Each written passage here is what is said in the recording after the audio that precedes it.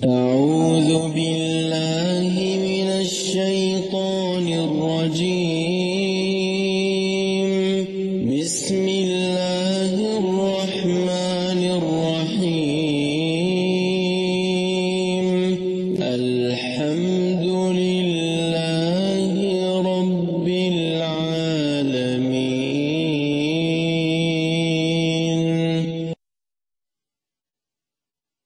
Assalamualaikum warahmatullahi wabarakatuh. Waalaikumsalam warahmatullahi wabarakatuh.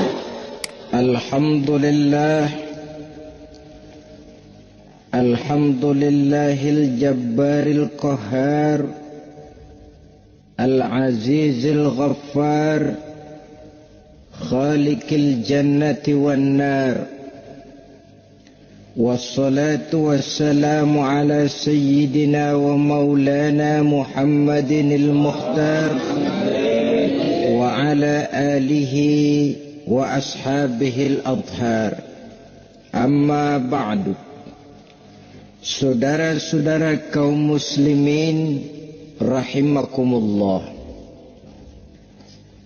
Pada pertemuan kali ini kita akan membicarakan tentang neraka dan calon-calon penghuninya.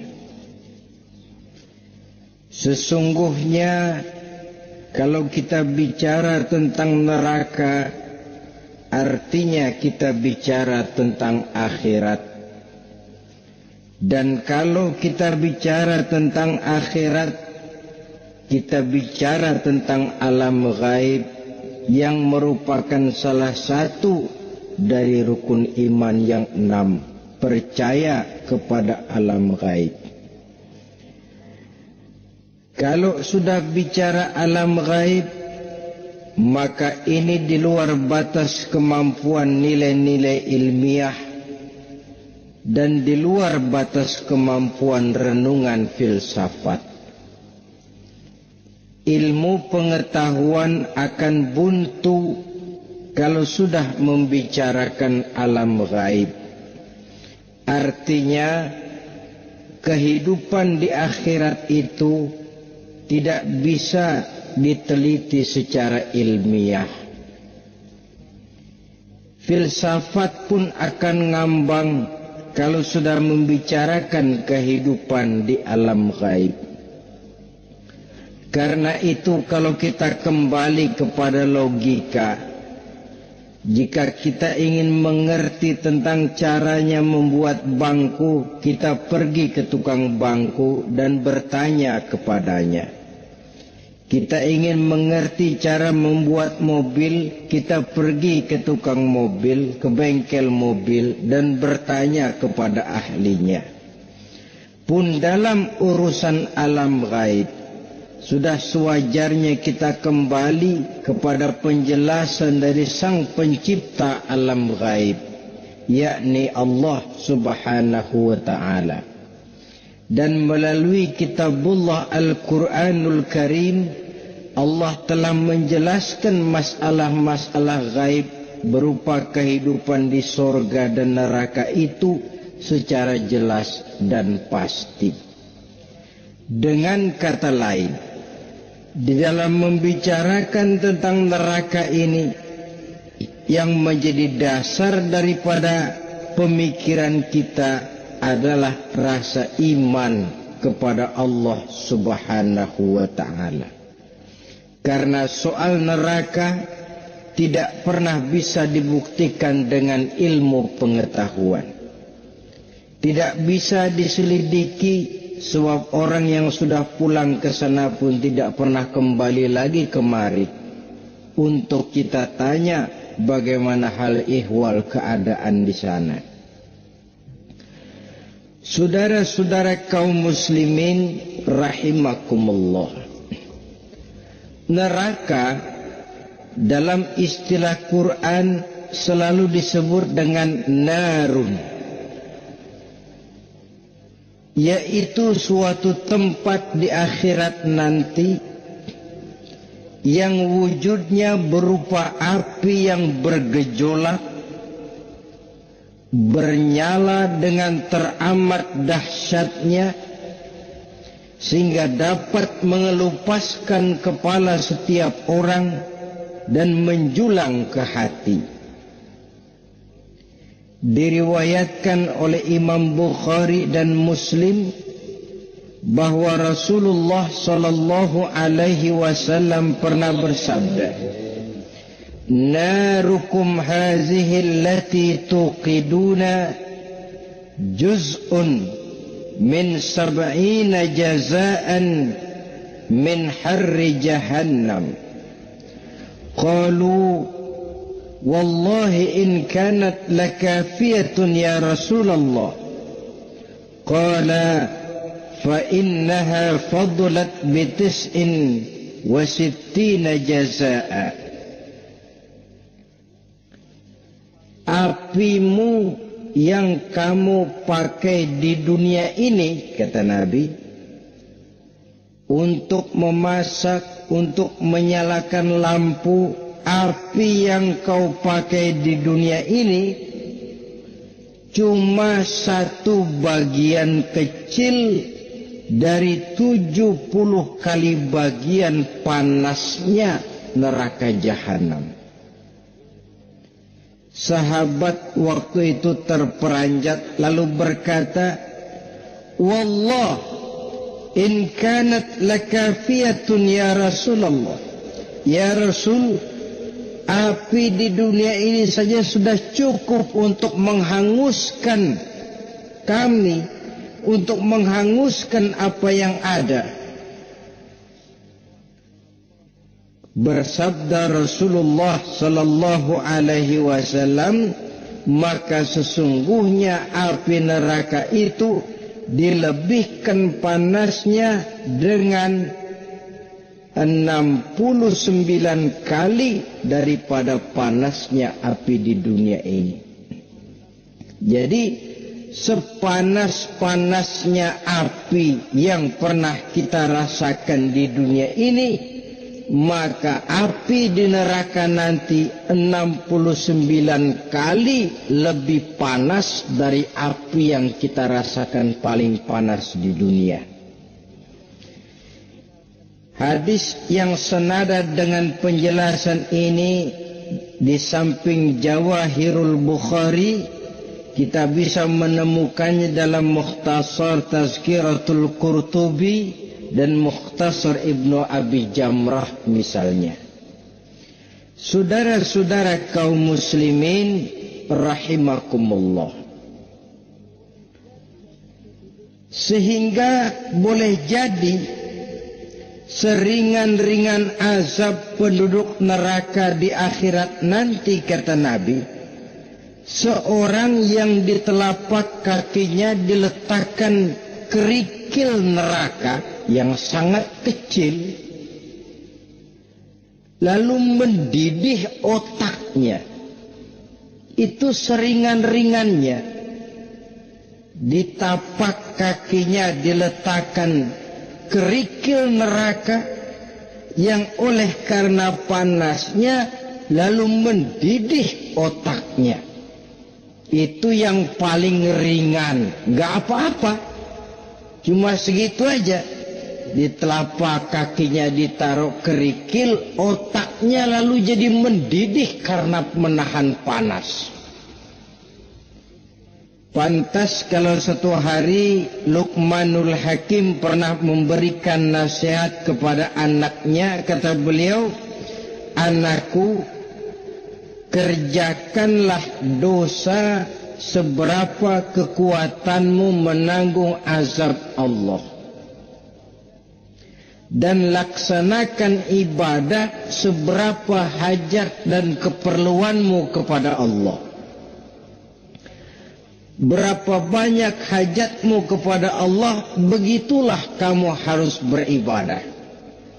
Kalau kamu merasa tidak berhajat dan tidak perlu apa-apa kepada Allah, ya tidak usah ibadah." Logikanya kan begitu. Saudara-saudara, dalam hidup ini ada enggak yang enggak perlu kepada Allah? Ada enggak? Seluruh kita memerlukan Allah.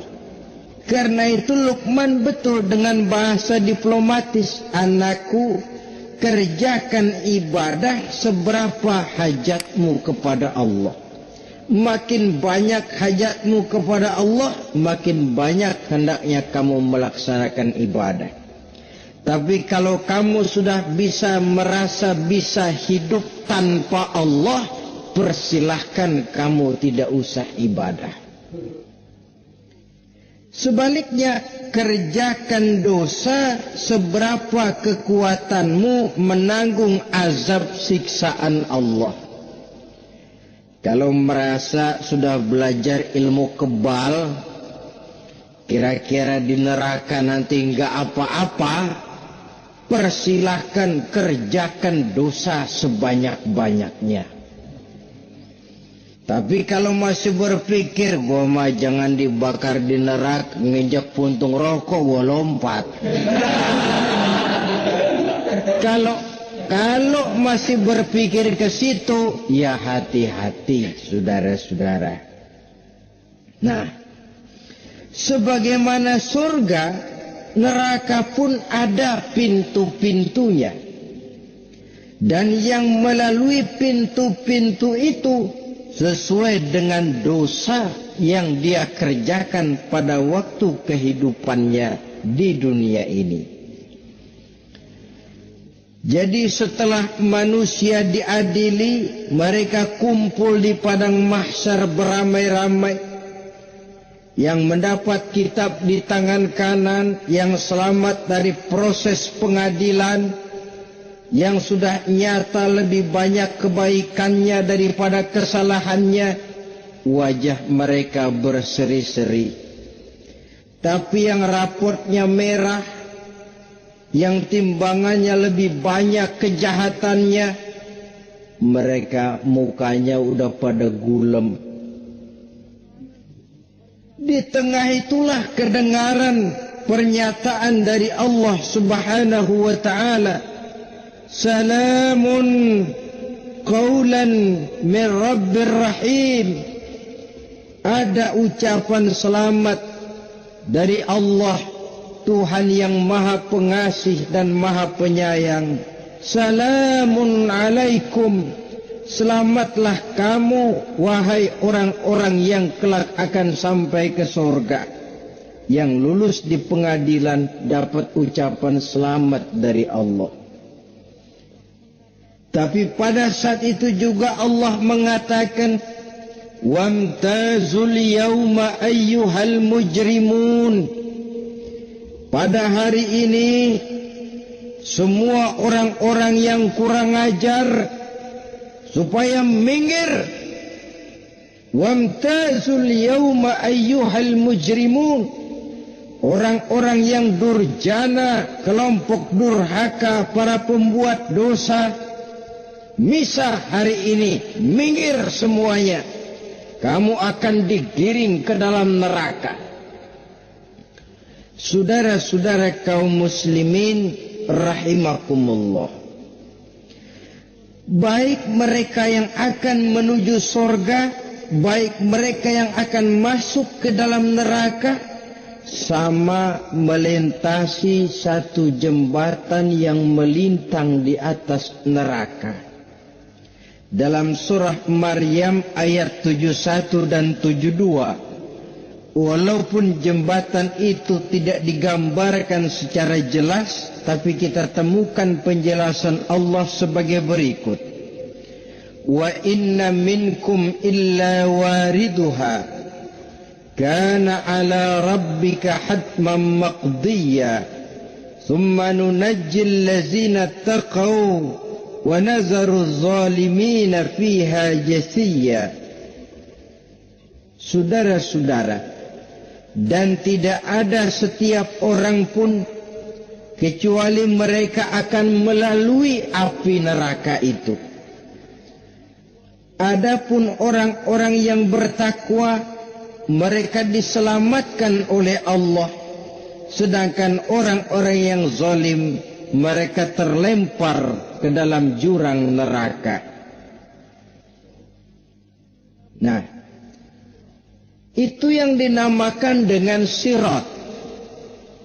Ada memang riwayat menjelaskan bahwa sirat itu kecilnya seperti rambut dibelah 7, tajamnya lebih tajam dari mata pedang. Tapi dalam banyak hal orang lewat di atas sirat itu bergantung kepada amalannya waktu dia hidup di dunia ini. Maka jangan heran ada orang yang lewat di atas sirat itu seperti kilat, lep sudah sampai di surga. Ada yang lewat di atas sirat itu seperti orang terbang. Ada yang lewat di atas sirat itu seperti orang lari. Ada yang seperti jalannya onta. Ada yang merangkak. Ada yang gelantungan. Ada yang sudah hampir sampai ke tepian sana untuk masuk ke dalam surga, terpeleset nyemplung juga ke dalam neraka. Sesuai dengan amalan pada waktu mereka hidup di kehidupan dunia yang sekarang ini. Saudara-saudara kaum muslimin rahimakumullah. Apabila orang terperosok lalu masuk ke dalam neraka, bagaimanakah ihwal keadaan di neraka? Panasnya sudah kita jelaskan tadi. 70 kali lipat dari sepanas-panasnya api di dunia ini. Lalu orang-orang yang masuk ke dalam neraka, mereka juga mendapat pakaian, makanan, minuman, perhiasan. Tapi makanannya, minumannya, perhiasannya lain dengan orang-orang yang sampai di surga. Mereka juga diberikan buah-buahan, sebab di neraka juga ada pohon. Namanya pohon zakum. Buahnya duri dari api. Dan itu yang akan jadi lalap makanannya orang-orang neraka. Di dalam surah As-Saffat ayat 64-65 Allah subhanahu wa ta'ala menjelaskan, innaha syajaratun takhruju fi aslil jahim tal'uha ka'annahu ru'usus syayatin. Sesungguhnya pohon zakum itu adalah satu pohon yang akarnya keluar dari dasar neraka, yang buahnya seperti kepala setan. Ini sudah untuk bahasa yang sangat menyeramkan ini. Pohon itu tumbuh dari dasar neraka, buahnya mirip kepala setan. Itu akan dijadikan makanannya orang-orang yang ada di dalam neraka. Perhiasannya apa? Surah Al-Insan ayat 4. Inna a'tadna lil kafirina salasilan wa aghlalan wa sa'ira. Sesungguhnya kami sediakan bagi orang-orang kafir itu di dalam neraka segala macam rantai, cambuk-cambuk dan belenggu-belenggu neraka terbuat dari api neraka, siap untuk merantai, membelenggu dan mencambuk mereka. Jadi dikasih perhiasan, lehernya dikalungin rantai, tangannya dipakein belenggu, ada cambuk-cambuk yang seluruhnya terbuat dari api neraka. Begitu mereka sampai ke pintu neraka yang namanya malaikat Zabaniyah, penjaga neraka, udah bukan main gemesnya dah. Ya, nyambutnya nggak ada ramahnya, lain sama malaikat Ridwan, penjaga surga. Ramah, murah senyum. Begitu orang mau masuk surga, salamun alaikum tibtum fadkhuluha khalidin. Keselamatan atas kamu, sungguh kamu telah beruntung. Sekaranglah masuk kamu ke dalam surga dan kekalah tinggal selama-lamanya di sana. Ramah, murah senyum, selamat datang, selamat tiba di tempat yang penuh kenikmatan. Mari persilahkan. Ini malaikat Ridwan. Malaikat Malik, malaikat Zabaniyah lain lagi. Dia nungguin pabrik. Sadis menerima. Matanya melotot. Ini dia. Manusia-manusia kurang ajar yang waktu di dunia sudah datang para rasul, sudah turun agama, sudah datang Al-Quran, tapi belagak pilon. Sini loh, nih rantai, belenggu, lalu dirangkeng, dimasukkan ke dalam neraka. Na'udzubillah, summa na'udzubillah. Saudara-saudara, lalu terpikir oleh kita, kalau begitu panasnya api neraka, sekali lempar orang terus mati dong. Ya enak kalau boleh begitu sih. Begitu dilempar ke neraka terus mati, enak. Ternyata tidak. Kepedihan neraka adalah kepedihan yang kekal dan terus menerus. Tidak satu saat pun orang-orang di dalam neraka pernah merasakan kesenangan. Tidak sesaat pun. Kali semenit kayak ngasok, enggak, terus menerus berada dalam kepedihan yang tiada tara. Al-Quran menjelaskan, kullama nadijat juluduhum baddalnahum juludan ghairaha. Apabila hancur kulitnya, kami ganti dengan kulit yang baru. Supaya apa? Liyazuqul azab, biar dia rasain azab. Tuh, rasain dulu. Hancur kepalanya, buletin lagi, hancur kulitnya, bikin lagi, berantakan isi perutnya, disempurnakan lagi, digiling lagi, terus menerus begitu. Tidak sedetik pun penduduk neraka itu pernah mengalami istirahat. Barangkali pakai jam istirahat lumayan, ini enggak ada. Ada bel, keneng, istirahat, azab dicabut. Tidak. Terus menerus dan selalu begitu. Satu detik saja pun mereka tidak pernah istirahat dari siksaan dan azab yang mereka terima. Saudara-saudara kaum muslimin rahimakumullah. Lalu bagaimana keadaan mereka?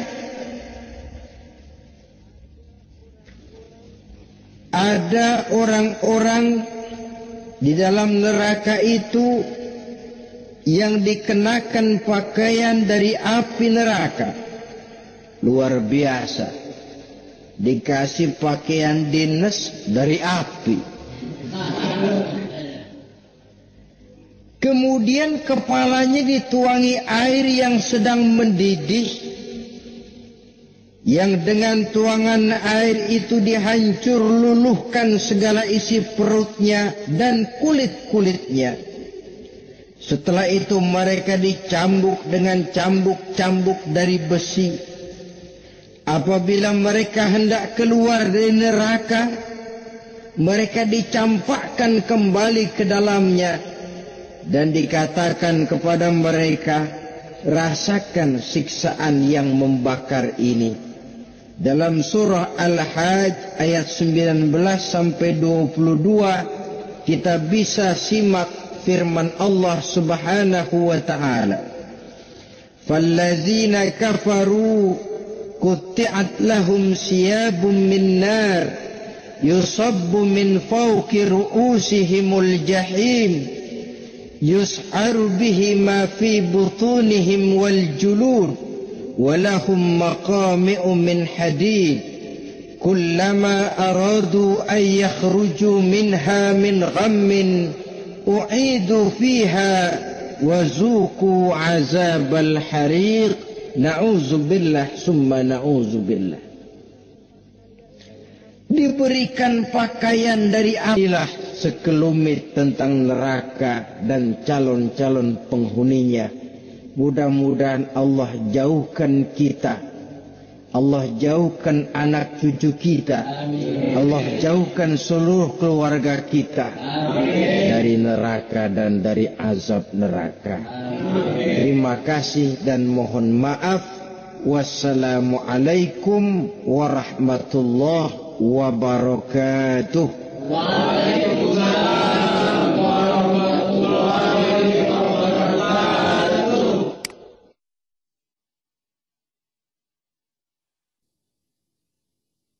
أعوذ بالله من الشيطان الرجيم. بسم الله الرحمن الرحيم. الحمد لله رب العالمين. الرحمن الرحيم. مالك يوم الدين. إياك نعبد وإياك نستعين. اهدنا الصراط المستقيم. صراط الذين أنعمت عليهم غير المغضوب